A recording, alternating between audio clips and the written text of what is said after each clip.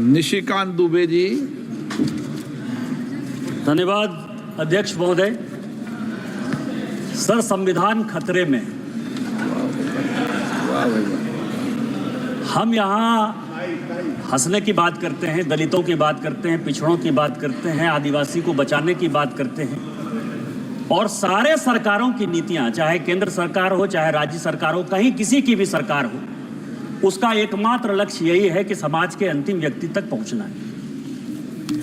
मैं जिस राज्य से आता हूं अध्यक्ष महोदय, संथाल परगना एरिया से, जब संथाल परगना बिहार से अलग हुआ, झारखंड, तो 2000 में आदिवासियों का पॉपुलेशन हमारे यहाँ संथाल परगना में 36% था, और आज आदिवासियों का पॉपुलेशन 26% है। 10% आदिवासी कहाँ गायब हो गए, कहाँ खो गए? इसके बारे में कभी भी ये सदन चिंता की बात नहीं करता है, वो वोट बैंक की पॉलिटिक्स करता है। और जो हमारे यहाँ सरकार है, झारखंड मुक्ति मोर्चा, कांग्रेस, वो इसके ऊपर जो है कोई भी एक्शन नहीं लिया जा रहा है। आज क्या हो रहा है? बांग्लादेश का घुसपैठ हमारे यहाँ लगातार बढ़ रहा है। जो आदिवासी महिलाएं हैं, उनके साथ बांग्लादेशी घुसपैठिए शादी कर रही है। हिंदू और मुसलमान का सवाल नहीं है। हमारे यहाँ जो लोकसभा का चुनाव लड़ती हैं महिला, आदिवासी कोटे से लड़ती हैं, उनके पति मुसलमान हैं। जिला परिषद की जो अध्यक्षा हैं, उनके पति मुसलमान हैं। मुखिया जो आदिवासी होते हैं, और ये टोटल जो है आप समझे, हमारे यहाँ 100 आदिवासी मुखिया है जो आदिवासी के नाम पर है, और उसके पति जो है सभी के सभी मुसलमान हैं। हमारे यहाँ अभी विधानसभा का चुनाव हुआ अध्यक्ष महोदय, 123% तक यहाँ सभी लोग चुनाव लड़कर आए हैं। प्रत्येक 5 साल में 15 से 17% पॉपुलेशन बढ़ता है या वोटर बढ़ता है। हमारे यहाँ 123%। मैं जिस लोकसभा से आया उसकी एक विधानसभा मधुपुर में लगभग 267 बूथों पर 117% मुसलमानों की आबादी बढ़ गई। और पूरे आप समझिए कि टोटल जो है झारखंड में कम से कम 25 विधानसभा ऐसी है जहां 123%, 110% आबादी बढ़ी है। ये एक बड़ा चिंता का विषय है। दूसरा सर, हमारे यहाँ अभी पाकुड़ जिले में तारानगर, इलामी और डांगापाड़ा में दंगा हो गया। दंगा क्यों हो गया? कि बंगाल से ममता बनर्जी की जो पुलिस है और वहां के लोग मालदा और मुर्शिदाबाद से आकर हमारे लोगों को भगा रहे हैं, और हिंदुओं का गांव खाली हो रहा है। ये बड़ा ही सीरियस विषय है। मैं ऑन रिकॉर्ड कर रहा हूं, यदि मेरी एक बात गलत है तो मैं इस्तीफा देने को तैयार हूं। सारे बंगाल से, मुर्शिदाबाद और मालदा से सारे लोगों ने आकर हिंदुओं के ऊपर जुल्म किया, और ये ऑन रिकॉर्ड है। और झारखंड की पुलिस कोई काम नहीं कर पा रही है। मेरा आपके माध्यम से स्पीकर महोदय आग्रह है कि पूरा मालदा, मुर्शिदाबाद, अररिया, किशनगंज, कटिहार और हमारे यहाँ साहबगंज, और ये झारखंड हाईकोर्ट का अभी 22 जुलाई का ऑर्डर है जो ये कह रहा है कि मुसलमानों की आबादी दिन प्रतिदिन बढ़ रही है और वहाँ भारत सरकार को हस्तक्षेप करना चाहिए। यह जितना किशनगंज, अररिया, कटिहार, मालदा, मुर्शिदाबाद और पूरा संथाल बना है, इसको यूनियन टेरिटरी बनाइए, नहीं तो हिंदू खाली हो जाएंगे। एनआरसी लागू करिए, और इसके पहले यदि कुछ नहीं होता है तो सबसे पहले हाउस की एक कमेटी भेजिए, और पूरे सभी उसमें तृणमूल कांग्रेस के मैक्सिमम को रखिए कि वो कमेटी जाए। और दूसरा, जो ये लॉ कमीशन की रिपोर्ट है 235वीं 2010 की, उसको लागू करिए कि धर्मांतरण और शादी के लिए परमिशन जरूरी है। आपने मुझे मौका दिया। इन्हीं शब्दों के साथ जय हिंद, जय भारत।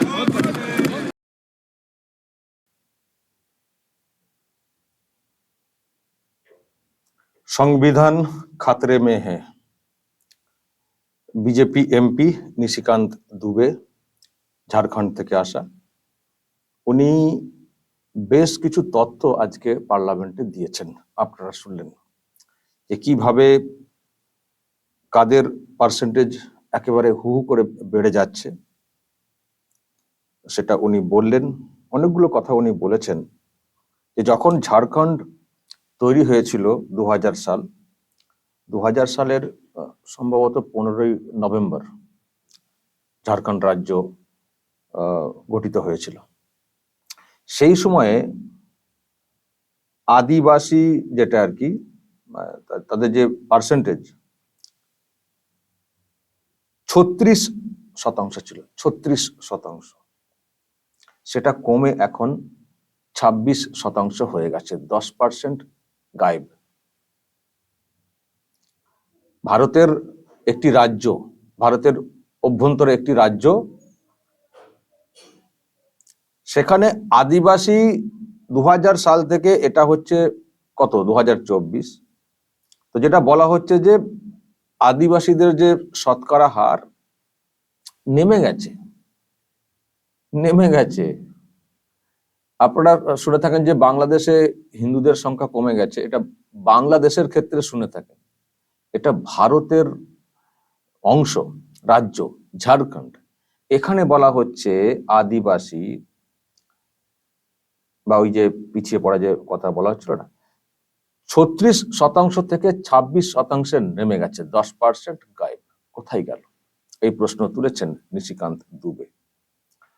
বলছেন যে বাংলাদেশ থেকে অনুপ্রবেশকারী চলে আসছে, এসে যেটা করছে যে এখানে আদিবাসী যারা মহিলা, তাদের সঙ্গে বিয়ে করে ফেলছে। এরকম প্রচুর উদাহরণ রয়েছে যে ভোটে লড়ছেন মহিলা আদিবাসী কোটা থেকে, তার স্বামী হচ্ছেন মুসলিম। আরো বিভিন্ন ক্ষেত্রে দেখা যাচ্ছে, অনেক নাকি উদাহরণ উনি বলছেন যে আমি দিয়ে দেব, আছে যে আদিবাসী কোটা থেকে, মানে আদিবাসী মহিলা বিভিন্ন ক্ষেত্রে তারা শো করছেন আমরা আদিবাসী, কিন্তু দেখা যাচ্ছে তাদের স্বামী মুসলিম। এটা কি করে হয়, কোত্থেকে হচ্ছে? এই প্রশ্ন তুলেছেন নিশিকান্ত দুবে, যে বাংলাদেশ থেকে অনুপ্রবেশকারীরা এসে এখানে ঘর বসাচ্ছে আর আদিবাসী কোটাতে লড়ছেন, কিন্তু ওই মুসলিম সংখ্যা, মানে পরিবার যে বাড়ছে সেটা মুসলিমের মধ্যে পড়ে যাচ্ছে। কারণ কোটাতে লড়াই করলেও, মানে ভোটে লড়লেও যখন মুসলিম স্বামী, তখন তার পরিবারটা মুসলিম পরিবার, তার সন্তানরা মুসলিম, এই করে করে মুসলিম আবাদি, মুসলিমদের সংখ্যা সেটা কিন্তু দিন দিন হুহু করে বেড়ে যাচ্ছে। এটা বলার চেষ্টা করেছেন নিশিকান্ত দুবে। বলছেন যে 5 বছরে শতকরা ভোটের হার মোটামুটি 15-17% বাড়ে। 5 বছরে, ধরুন একটা ইলেকশন হলো, পরে ইলেকশন 5 বছর পরে, তো এর মধ্যে 15-17% বাড়তে পারে। কিন্তু কিছু কিছু জায়গাতে এমন কিছু দেখা যাচ্ছে যে 15-17% না, 117% বা তারও বেশি বৃদ্ধি পেয়েছে। উনি একটা উদাহরণ দিয়েছেন, আমার যে লোকসভা কেন্দ্র তার মধ্যে একটি আছে মধুপুর, সেখানে 117%। এরকম বলছেন যে ঝাড়খণ্ডে অন্ততপক্ষে 25টা বিধানসভা কেন্দ্র রয়েছে যেখানে মানে জনসংখ্যা বৃদ্ধি পেয়েছে 5 বছরে 123 থেকে, মানে 110 থেকে 123%, 100% আপ হয়ে গেছে, ডাবলের বেশি 5 বছরের বৃদ্ধি। কি করে সম্ভব? কি করে সম্ভব? তো একেবারে অনিয়ন্ত্রিত একটা ব্যাপার স্যাপার, এটা নিয়ে উনি প্রশ্ন তুলেছেন। আর সেই সঙ্গে দাঙ্গার কথাটা বললেন, আমাদের ওই এলাকার জায়গার নাম বলেন, এখানে দাঙ্গা হয়েছে। দাঙ্গাটা কি হয়েছে, কারা করেছে না, মমতা পুলিশ, মানে পশ্চিমবঙ্গের পুলিশ, এবং সেই সঙ্গে মালদা মুর্শিদাবাদের সব লোকজন এসে হিন্দুদেরকে বাড়ি ছাড়া করা ইত্যাদি করে অত্যাচার করা হয়েছে। এমন অত্যাচার, এমন কিছু যে ঝাড়খণ্ড পুলিশও সেখানে কাজ করতে পারছে না, এতটাই এই রকম বিষয়। তো এটা তো মানে চলতে পারে না, তো এটাকে দেখতে হবে। এ তো চোখ বন্ধ করে তো থাকা যায় না, কেন্দ্রীয় সরকারকে হস্তক্ষেপ করতে হবে। যদি এটা কতগুলো অপশন উনি বলেছেন, যদি এরকম করা যায়, মালদা, মুর্শিদাবাদ, বিহারের কিছু অংশ, এইসব নিয়ে যদি একটা কেন্দ্র শাসিত অঞ্চল করা যায়, এটা একটা কথা বলেছেন। এনআরসি করার কথা উনি বলেছেন। আর যদি ওইগুলো এখনই না সম্ভব হয় করা, তাহলে একটা অন্তত পার্লামেন্টের কমিটি একটা তৈরি করা হোক, এবং সেখানে সব পক্ষের লোক থাক, টিএমসির লোকও বেশি করে থাক, দিয়ে দেখানো হোক। উনি চ্যালেঞ্জ করেছেন, যদি আমি মিথ্যা কথা বলি তাহলে আমি ইস্তফা দিয়ে দেবো। আমি যে ডেটাগুলো বলছি, যে তথ্যগুলো দিচ্ছি, যদি আমি এগুলো মিথ্যা বলি, যদি ভুল হয়, তাহলে আমি ইস্তফা দিয়ে দেবো, কমিটি ঘুরে দেখে আসুক।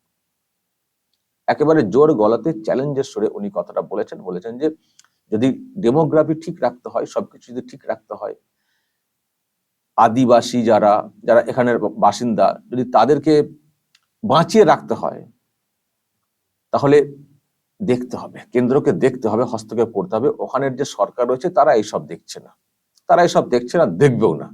সুতরাং কেন্দ্রকে দেখতে হবে, হস্তক্ষেপ করতে হবে, এইসব করতে হবে। আর এই ধর্মান্তকরণ বা বিয়ের ব্যাপারে আগে একটা কি বললেন ছিল, মানে এইসবের ক্ষেত্রে অনুমতি নেওয়ার ব্যবস্থা করতে হবে। ধর্মান্তকরণ বা বিয়ে, আদার কাস্টের বিয়ে, যে ব্যাপারগুলো, এগুলোতে অনুমতি নিতে হবে। না হলে আমাদের যে ভারসাম্য, যে অস্তিত্ব, সেটা সংকটে পড়ে যাবে। যাকে বেশ করে আমাদের এই সংবিধান, সেই সংবিধানটাই তো সংকটে পড়ে যাবে, কারণ ডেমোগ্রাফি চেঞ্জ হয়ে যাচ্ছে। আপনারা দর্শক এর আগে একটা কথা শুনেছেন, আসামের মুখ্যমন্ত্রী একটা মন্তব্য করেছিলেন যে আমরা আগে দেখেছিলাম কত মানে মাইনরিটি মানে মুসলিম সংখ্যা আসাম রাজ্যে 22 না কত পার্সেন্ট বলেছিলেন, কিন্তু এখন সেটা দাঁড়িয়ে গেছে 40%। কি করে সম্ভব? এবার তো আমাদেরকে আমরা টিকতে পারবো না, এই প্রশ্ন তুলেছেন আসামের মুখ্যমন্ত্রী। আর এখন তো জানেন এই যে জনসংখ্যার যে হিসেব করাটা 10 বছর ছাড়া হয়ে থাকে, 2001-এ, 2011, 2021-এ হওয়ার কথা, কিন্তু জানেন এটাও তো করতে দেওয়া হচ্ছে না, এটাকেও করতে দেওয়া হচ্ছে না। ফলে 2021-এর তো আমরা সংখ্যা পাচ্ছি না, সেই 2011 নিরিখে হিসেব পাই সরকারি ভাবে, বাকিরা তো আন্দাজ করে করে আসতে হয় বা অন্যভাবে হিসেব কষে আসতে হয়। তো হিসেব কষে যে যেমন কষেছেন, যেমন নিশিকান্ত দুবেরা কষেছেন, হিমন্ত বিশ্ব শর্মারা কষেছেন, তারা দেখছেন যে এরকম একটা ভয়ঙ্কর ফিগার আসছে। তো আগামী দিনে তো মুশকিল, আগামী দিনে তো মুশকিল। দেশ ভাগ করে যারা সুখে শান্তিতে থাকবেন বলে চলে গেলেন ভারত থেকে ভাগ হয়ে, আবার যদি ভারতের অন্দরে এইরকম একটা মানে পরিস্থিতি তৈরি হয়, তাহলে আবার কি হবে আগামী দিনে? আবার কি দেশটা ভাগ হবে? সুতরাং এইসব ক্ষেত্রে যদি নিয়ন্ত্রণ না করা হয়, অনুপ্রবেশ যদি আটকানো না হয়, তাহলে ভারত এখন যে অবস্থায় রয়েছে সেই অবস্থায় থাকবে না। আবার হয়তো একটা পাকিস্তান তৈরি করতে হবে, আবার হয়তো একটা ভাঙন তৈরি হবে, কারণ দেশের অভ্যন্তরে একটা অস্থিরতা তৈরি হবে, কারণ অস্তিত্বের সংকট একটা তৈরি হচ্ছে। এই কথাগুলোই বলার চেষ্টা করছেন নিশিকান্ত দুবে বা হিমন্ত বিশ্ব শর্মারা। এবং এই রাজ্যের শুভেন্দু অধিকারীও আপনারা শুনেছেন, তিনিও কিন্তু এই ধরনের কথা বলেছেন অনেকবার। দর্শক কি বলবেন? নিশিকান্ত দুবে যে কথা আজকে বলেছেন পার্লামেন্টে দাঁড়িয়ে, খুব সিরিয়াসলি কথাগুলো বলে গেছেন। যদি এই নিয়ে আপনাদের কিছু বলার থাকে অবশ্যই বলবেন, কমেন্ট বক্সে নজর রাখবেন আরামবাগ টিভিতে।